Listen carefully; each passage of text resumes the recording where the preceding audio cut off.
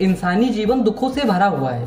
किसी को इस बात का दुख है तो किसी को उस बात का दुख है। अब दुख चाहे इस बात का हो या उस बात का, हर दुख के लिए एक अच्छा सा कारण होता है और उनमें से एक छोटा सा कारण है एग्जाम।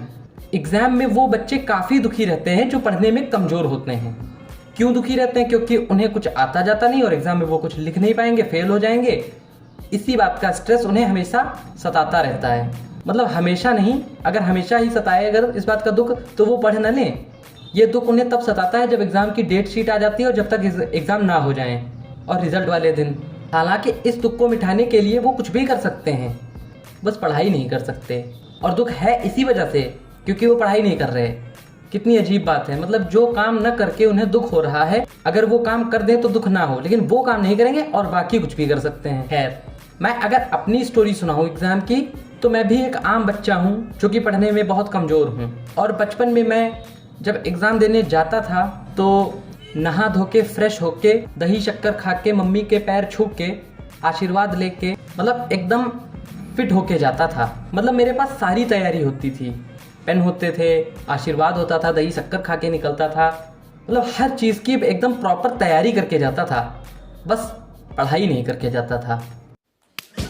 वाह! और वहाँ क्लासरूम जो होता है उसमें 3 तरह के बच्चे होते हैं। एक नॉर्मल बच्चे जिन्हें सब कुछ आता है और चुपचाप लिख रहे हैं। दूसरे वो जिन्हें कुछ नहीं आता और चुपचाप बैठे हैं। और तीसरी कैटेगरी में भाई लेजेंड आते हैं जिन्हें आता भी कुछ नहीं है और लिखते ऐसा है जैसे टॉपर के भी बाप हों। हिपोक्रेसी की भी सीमा होती है। खैर, मैं तो दूसरी कैटेगरी में आता था। मुझे कुछ आता भी नहीं था और मैं चुपचाप बैठा रहता था। शाबाश बेटा, बहुत बढ़िया। क्योंकि यार गलत आंसर लिखने से नंबर मिलते हैं नहीं, ये सिर्फ अफवाह है कि कुछ ना कुछ लिख जरूर देना। भाई तुम अगर किसी आंसर में अपने घर की राम कहानी लिखोगे तो टीचर तुम्हें क्यों नंबर देगा भाई? पता नहीं ये अफवाह किसने उड़ा दी। भाई छोड़ना कुछ भी मत, ना आता हो तो कुछ भी लिख देना। अरे भाई कुछ भी लिख देने से मार्क्स अगर मिलते होते तो हर बच्चा टॉपर होता। खैर, तो मैं घर से एक प्लान बना के जाता था कि जैसे ही एक बेल बजेगी मैं और मेरे दोस्त टॉयलेट में मिलेंगे और एक दूसरे से क्वेश्चंस पूछ लेंगे। जो मुझे नहीं आता होगा वो मैं पूछ लूंगा, जो उसे नहीं आता होगा वो पूछ लेगा। क्योंकि महाचूतिए को चूतिए का सहारा।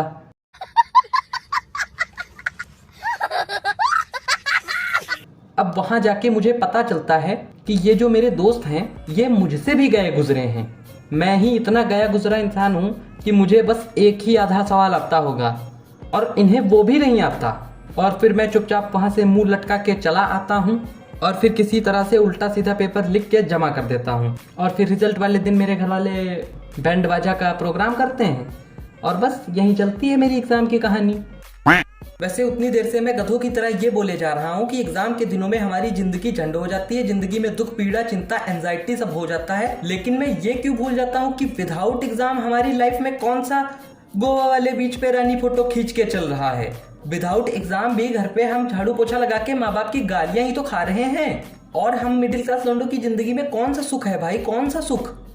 हालांकि ये है कि एग्जाम में हमारी जिंदगी के दुख का स्तर थोड़ा ऊंचा होता है, नॉर्मल डेज में थोड़ा सा नीचा होता है दुख का स्तर। और भाई सिर्फ एग्जाम में थोड़ी ना मतलब बहुत ज़्यादा दुख होता है, एग्जाम के अलावा नए चल गए हैं टेस्ट, क्लास टेस्ट, फलाना टेस्ट, ढमकाना टेस्ट। तो बस दोस्तों आज के लिए इतना ही। आई होप आप लोगों को वीडियो पसंद आया होगा। अगर पसंद आया हो तो लाइक कर देना। चैनल पे नए ही होगे, इतने कम सब्सक्राइबर्स हैं मेरे और तुम उन सब्सक्राइबर्स में शामिल हो, ऐसा तो हो नहीं सकता। नए ही होगे तो अगर नए हो तो सब्सक्राइब कर देना। मिलते हैं किसी और वीडियो में, तब तक के लिए बाय बाय।